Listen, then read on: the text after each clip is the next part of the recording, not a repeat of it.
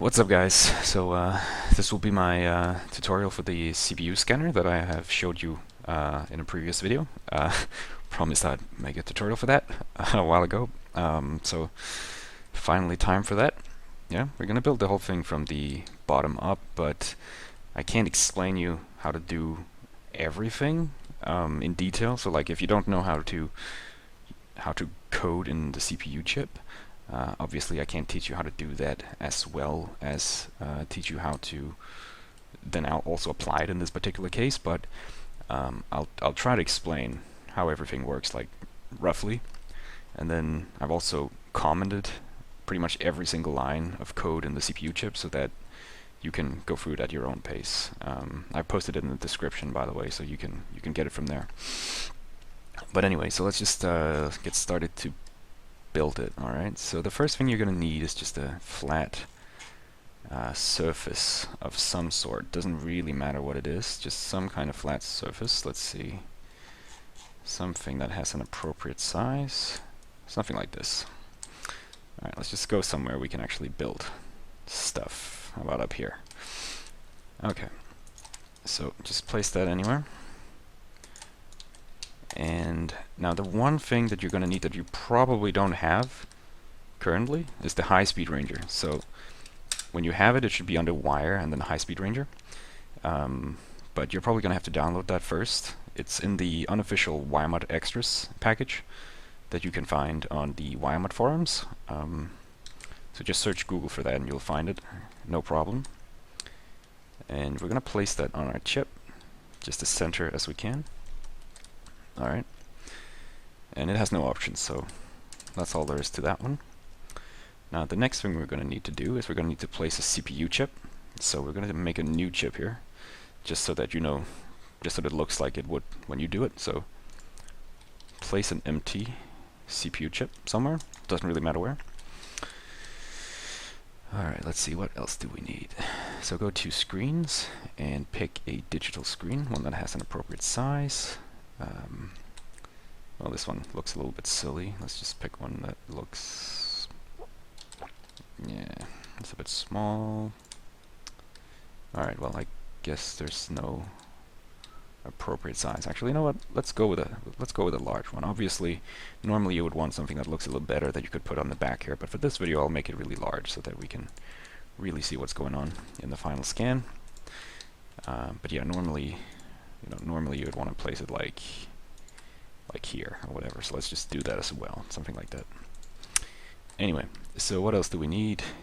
We need a few buttons. So where are the buttons? Alright, button. And the first button should be a toggle button with the values 1 for on and 0 for off. Again, we're just going to place that wherever we feel like it. And this button will be the button that turns on and off the CPU chip. Okay, so it tells the CPU chip when to run and when not to run. So strictly speaking, you don't need it because you could just say that the CPU chip should be running the whole time. But it's nice to be able to turn it off when you're not using it to save resources. Alright, we're going to need one more button, and this one should not be toggle. And again, value 1 for on and value 0 for off. And this is the button that actually starts the scan. So when we do this, the scan will begin. Okay? Now we're going to need a few constant values as well. So go to constant value, and the first one should have 2 values. And the first value will be the X resolution of your screen, and the second one will be the Y resolution.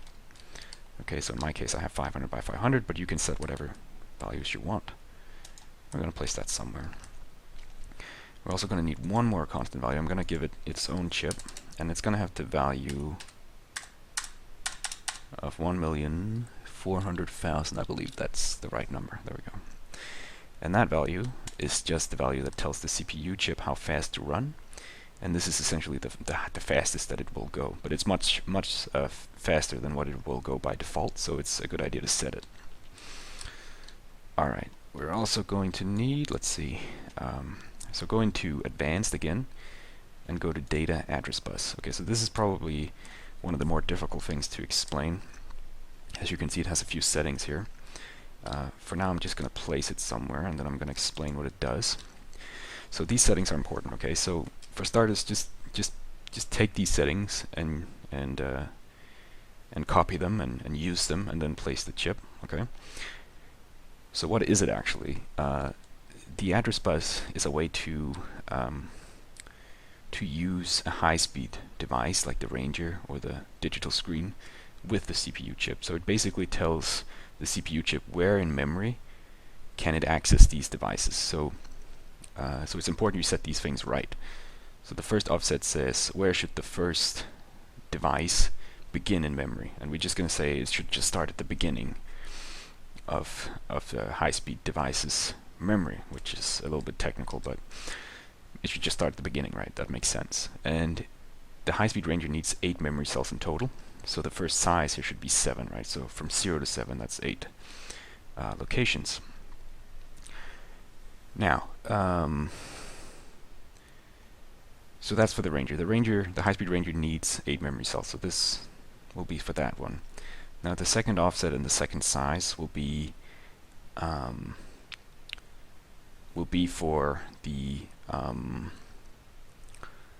digital screen. So the digital screen memory should start at memory cell 8 from the start, and then it should have this size. And that's just the amount of memory that it needs. Okay, and now we're only going to need these two devices, so these two don't really matter. Just, you know, number 3 and number 4 don't really matter. Just set the size to 0 and the offset to something that's higher than these two, so that they don't sort of interfere with each other. Okay, and then just place it. All right. We're also going to need a data port. So the data port is a way for the CPU chip to interact with non-high-speed devices. So for example, the button or the constant values, when it needs to read those values, or when you want values out from the chip, like variables and stuff like that, it's going to need to go through the data port. So just place that anywhere as well. And let's see, I think we pretty much have everything right now. So obviously, before I can wire this whole thing up, you're going to need to have some actual content inside the CPU, because that's where all the magic is going to happen, right? So we're going to go into the CPU here, and now you're going to see this, right? So now you're going to go into the description, and you're going to find this down there. Okay, so just copy all this stuff from the description and then paste it into your chip. Okay, and let's just pretend you've done this. So here you have what it looks like now. There. Alright, so now you place that there, and now this is what it looks like, right?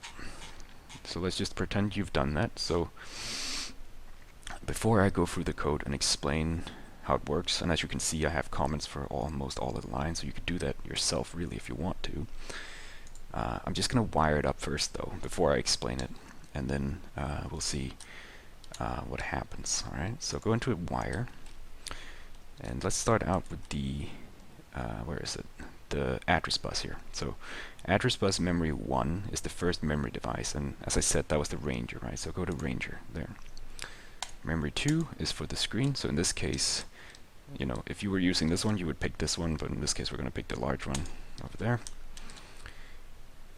And that's it for the address bus, right? We only have those 2 high-speed devices.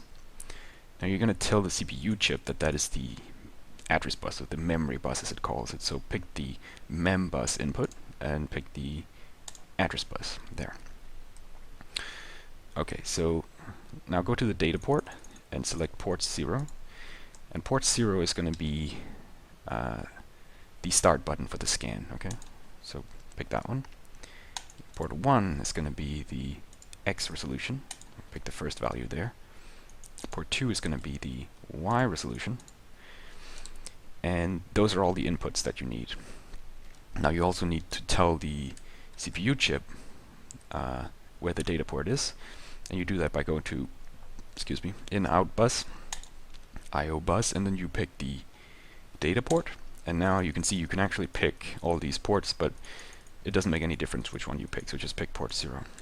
Okay. Now go to the CPU chip again and pick frequency. And frequency, like I said, is how fast the chip should run, and we had this special 1.0 1,400,000 that we're going to pick for that. Now the CLK, or the clock, is what's telling the chip if it should be running or not.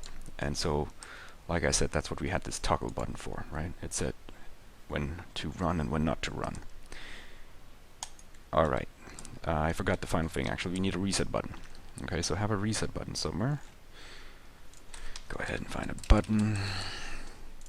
And again, it should not be toggle, and it should have value the same as we had for the other ones. Where's the reset? There. So I'm going to place that somewhere, and that is just going to tell the CPU chip to run the code from the start again, which is helpful if you want to stop the scan mid-scan and start over, or if you want to read in a new screen or a new resolution or whatever, you're going to have to reset it first for that to work. So have the reset button somewhere, and then go to the CPU chip, select the reset input, and then select the reset button. Okay, I think we are more or less ready to see if this is working now. So you go ahead and turn it on by pressing the toggle button and set that to 1, and then click the start button here. So let's see. Okay, it's doing something. Let's see if it's also drawing on the screen.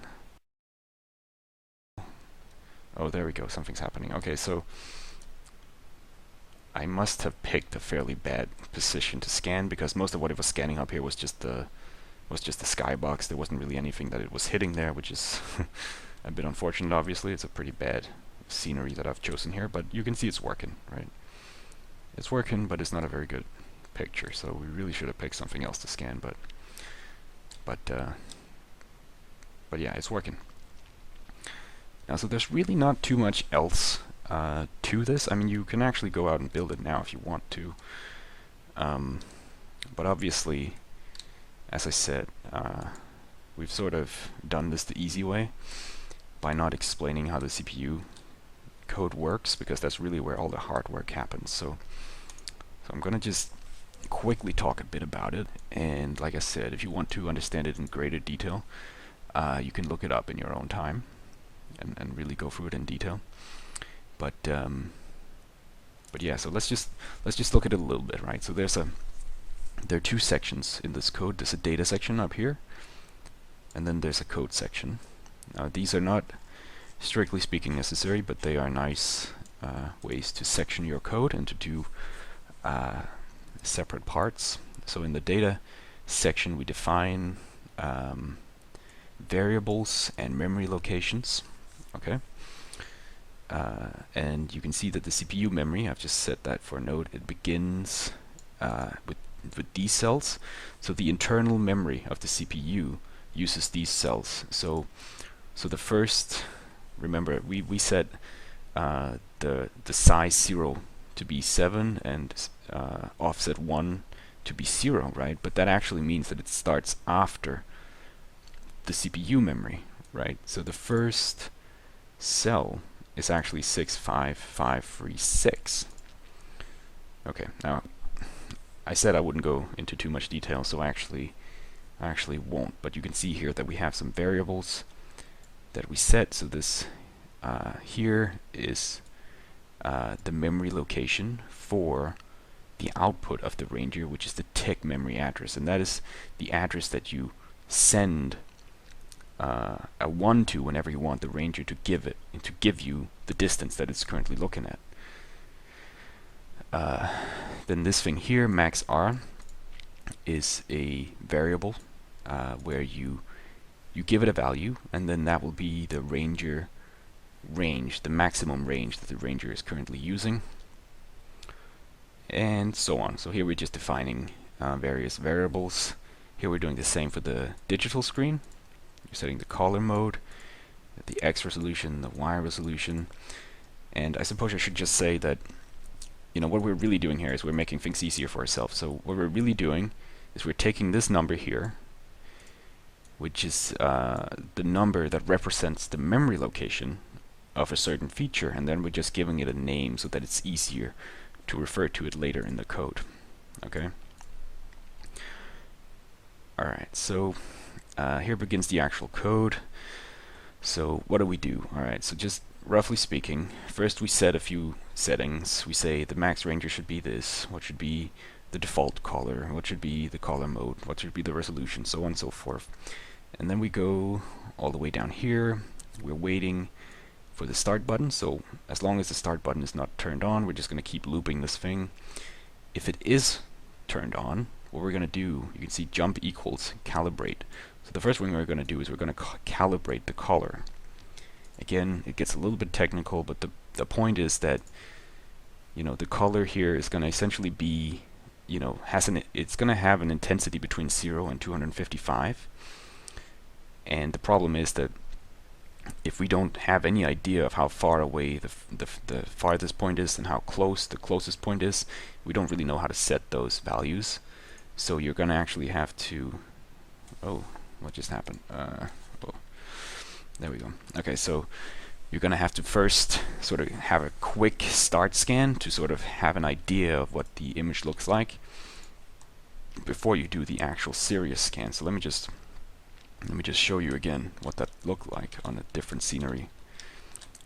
Here you can see when I first press it, it does a quick scan, much lower resolution, and then it starts again at a much higher resolution, right? So the first scan is basically just to have an idea of how the image is going to look, and then it calibrates the color based on that. Okay, so again, a little bit technical, but that's essentially how that works. What's the next thing it does? So once it has calibrated, you can see here's the calibrate function that it jumps to up here. It then jumps to a reset function, so it resets some variables like where the ranger is pointing and stuff like that, and then it jumps to the actual scanning part. Once it's done calibrating, it essentially does the whole thing again that it just did in the calibration sequence, but now it just does it with the right resolution. It calculates, what does it do? Here we have some color calculations, features. Again, you can read about these in greater detail if you want. This is part of the calibration, where it calculates what is the minimum and the maximum that has currently been found. Lots of these things, most of these are actually for the calibration. Here's some resets, and down here we have a distance transformation. So I just want to talk a little bit about that. Normally, you would have a linear transformation or no transformation, but what I've found is that if you take the value of the ranger and you add a number, so in this case 100, but it depends on how far away the things you're scanning are, and then you take the natural log, which is what we're doing here, you actually get a picture that looks a lot better. But again, you know, why does it look better? Well, you know, it's just some fairly technical considerations that hold for that. In this particular case, the picture doesn't actually look that great because, as you can see, it found one part up here which was really far away compared to everything else, so the contrast sort of got fucked up, which is, if you'll excuse my language, but it's a problem that this scanner can run into. You can see that it sort of just found this part here, and it just scanned all the way over here compared to everything else, which is much closer, so it sort of doesn't look that great. Let's try, see if we can't get just one nice scan out of this. Something like this, maybe.